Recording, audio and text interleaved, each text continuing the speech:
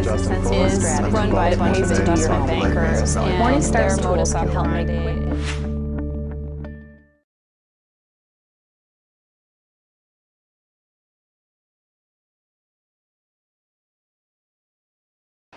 Bonjour à tous.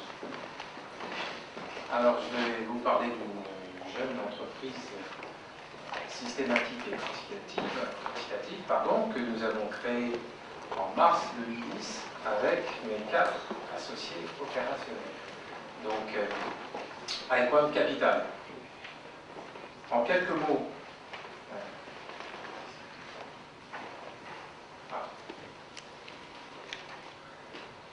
c'est bon ? Ouais. Donc, en quelques mots, société évidemment adhérée par l'AMF.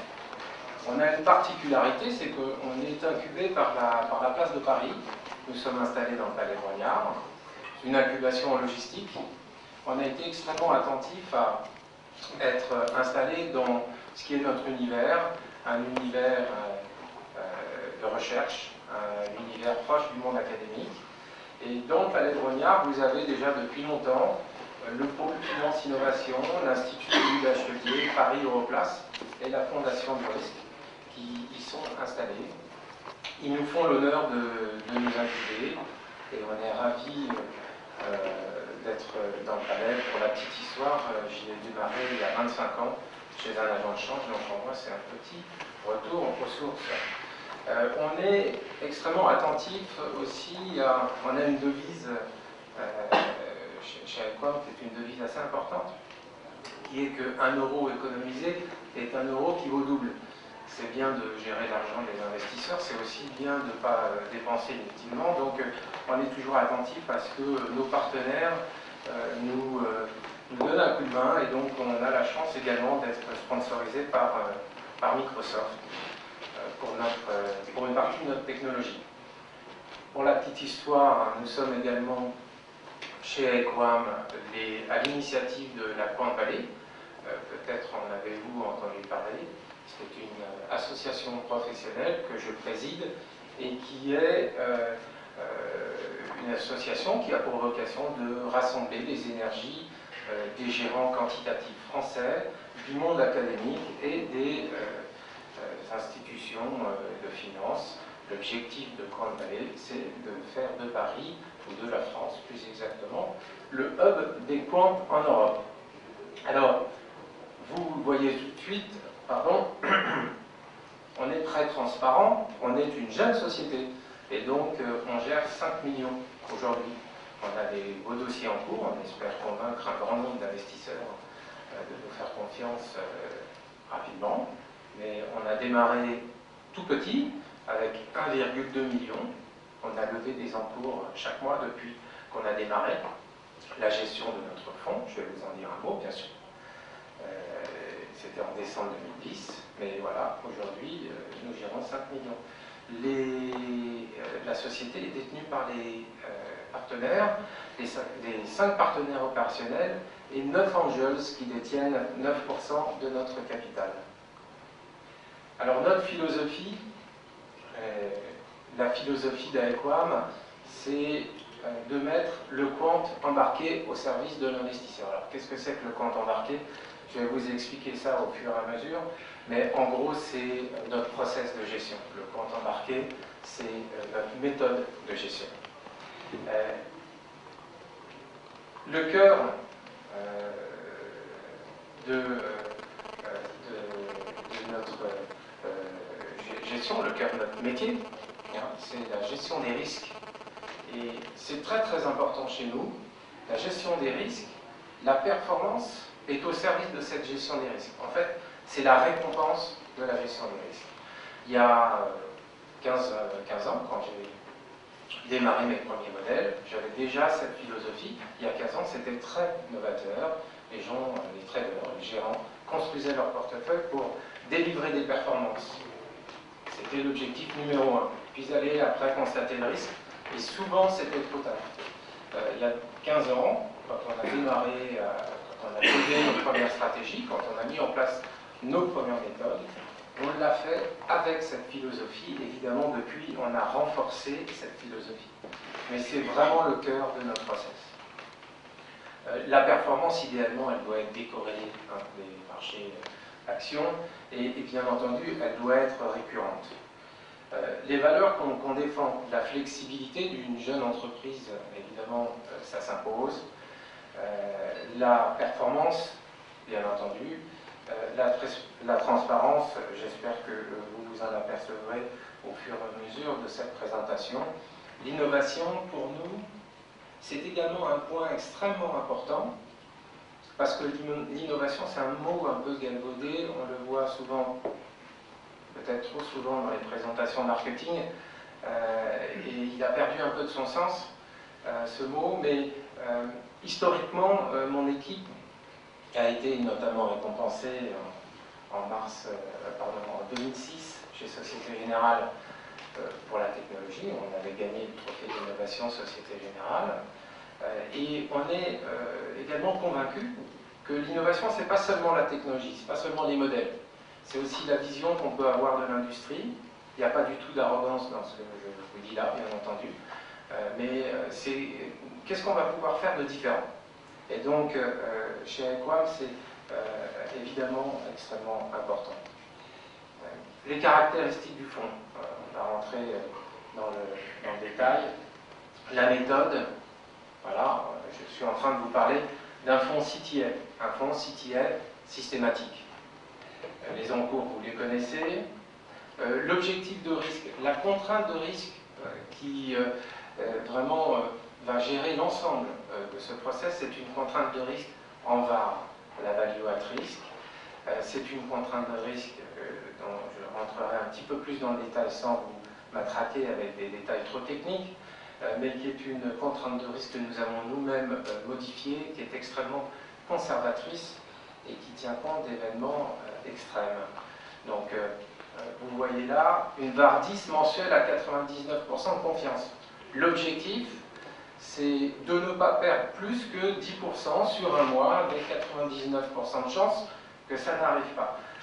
Ça n'est jamais arrivé dans le passé, ça ne veut pas dire que ça n'arrivera pas dans l'avenir, on le sait tous, mais on a été jusqu'à présent capable de maîtriser cette maîtrise avec une grande marge de sécurité.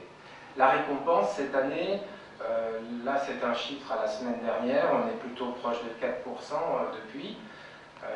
Voilà, soyons lucides, en valeur absolue, ce n'est pas une année extraordinaire. En valeur relative, c'est plutôt pas trop mal. L'objectif de Sharpe ratio, hein, c'est 1 idéalement, 1 pour les CTS, et croyez-moi, c'est pas mal. On a, là aussi on ne va pas rentrer trop dans la technique, mais le CTS est un style de fonds qui a une certaine volatilité sur les performances à la hausse.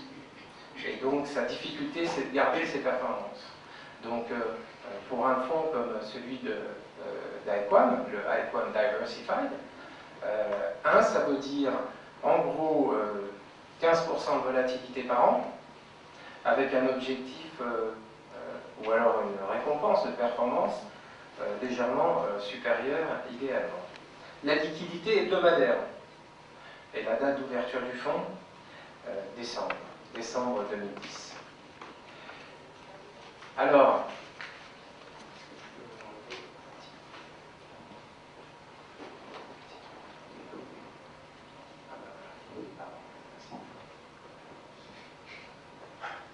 il nous suit. Alors, bon, j'avoue que je ne connais pas une grande majorité d'entre vous, je suis heureux de vous rencontrer, mais j'imagine peut-être quand même que vous avez entendu parler de la croissance des assets dans ce domaine. Elle est réellement conséquente depuis un grand nombre d'années. En 2010, on est proche des 268 milliards dans cette poche, et bien entendu, là, ce n'est pas un exemple pris sur le fonds AEQUAM, puisque le fonds AEQUAM a 1 an, hein, c'est un indice Managed Futures qui sert d'exemple. On voit quand même tout de suite une certaine décorrélation en niveau des performances par rapport aux indices actions. On ne va pas s'étendre là-dessus, c'est aujourd'hui une évidence pour un grand nombre de personnes. C'est également une évidence dans un portefeuille diversifié. Clairement, un CTA crée de la valeur. J'espère que ce slide n'est pas trop compliqué. En gros, vous voyez qu'en ajoutant 20% de CTA dans un portefeuille traditionnel, on a la capacité de réduire grandement son drawdown, voilà, qui est à ce niveau-là, et générer des performances supérieures en moyenne à un portefeuille classique qui lui a un drawdown très marqué. Bon. Là aussi, ce n'est pas une nouveauté, mais chaque année, ça se vérifie. Et puis là, les dernières années, nous aident beaucoup pour le vérifier parce qu'elles ont été particulièrement chahutées. Le mythe de la black box, a vécu. Il y a plusieurs bonnes raisons à ne pas investir dans un CTA. C'est ce qu'on entend régulièrement. On entend parler de la black box. Bon, nous, on a la conviction que la black box a vécu et que le compte embarqué, les méthodes de gestion sont au service de l'investisseur et surtout au service de la bonne gestion du risque. Là, vous voyez le témoignage d'un grand investisseur dans l'univers des CTA. Alors vous me direz, s'il investit dans les CTA, c'est qu'il les aime, mais c'est quand même une référence, Ernest Jaffarian, qui nous dit que les deux points fondamentaux de l'univers d'investissement des CTA sont la liquidité et la transparence. C'est vrai qu'on investit dans les CTA, dans des produits extrêmement liquides, et on a une grande transparence. On est capable d'expliquer nos méthodes de gestion, parfois dans des détails assez surprenants. Évidemment, on le fera auprès d'investisseurs, mais voilà, on est capable d'expliquer. Bon, je vous ai mis une petite photo sympathique d'une partie de mon équipe. C'est aussi pour vous montrer que le quant, bien entendu, sont des hommes, pas seulement des machines. Le processus d'investissement. Alors, un fonds diversifié, trend follower, donc qui suit des tendances. Alors, donc, qu'est-ce qu'on va regarder dans le suivi des tendances? On va regarder chez Equam trois informations essentielles. La tendance, la force de la tendance et l'appétit au risque.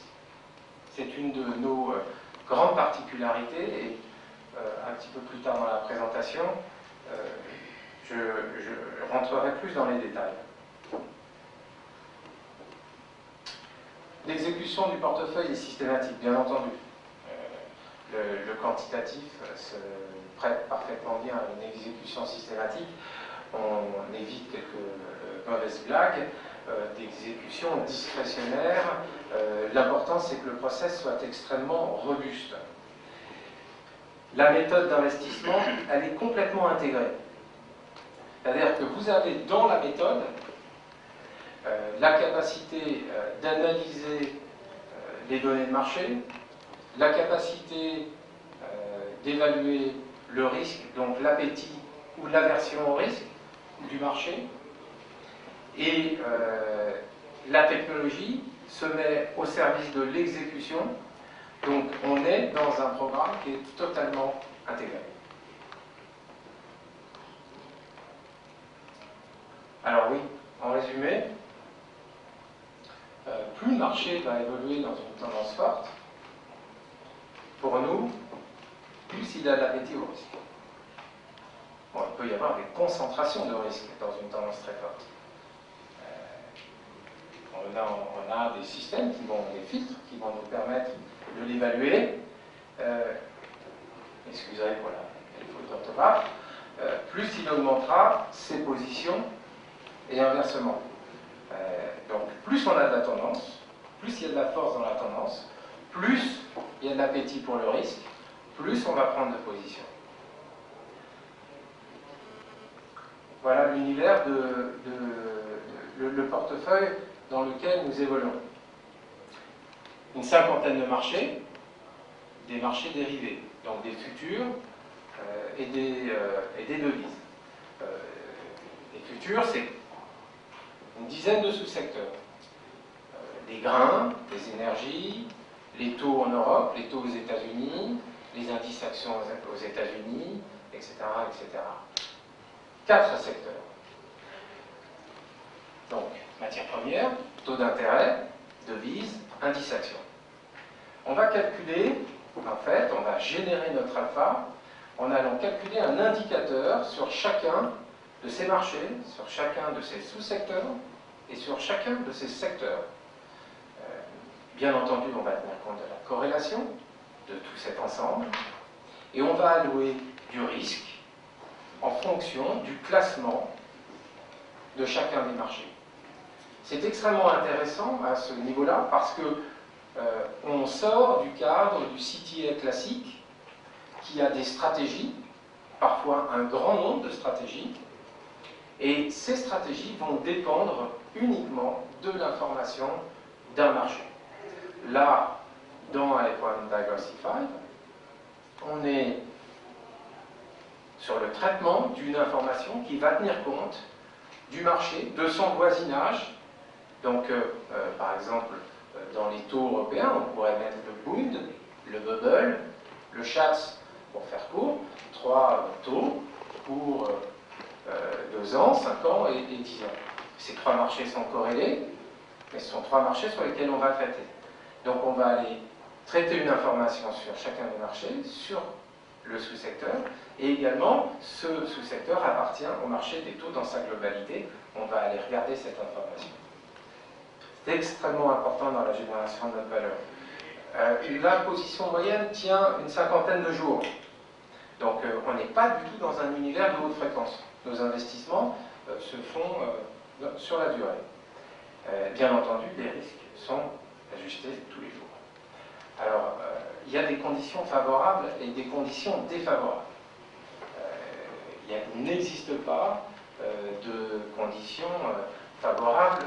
Vous l'avez parfaitement souligné tout à l'heure. Chaque année, il y a des conditions favorables et d'autres défavorables. Pour ce type de gestion, le monde idéal, c'est un monde dans lequel tous les secteurs sont en tendance. Bon, ça n'arrive pas toujours. La qualité de la tendance va déterminer l'allocation du risque quoi qu'il arrive. Les conditions défavorables, c'est qu'on soit dans des environnements de bruit. Cette année, c'est particulièrement le cas. Les conditions sont défavorables. Malgré tout, la beauté de notre système, c'est d'éviter les pièges. On a quelques filtres qui nous permettent, à travers notre méthode, d'éviter d'aller allouer du risque là où il ne faudrait pas. Un exemple très précis, cette année, nous sommes très peu investis en moyenne sur les devises.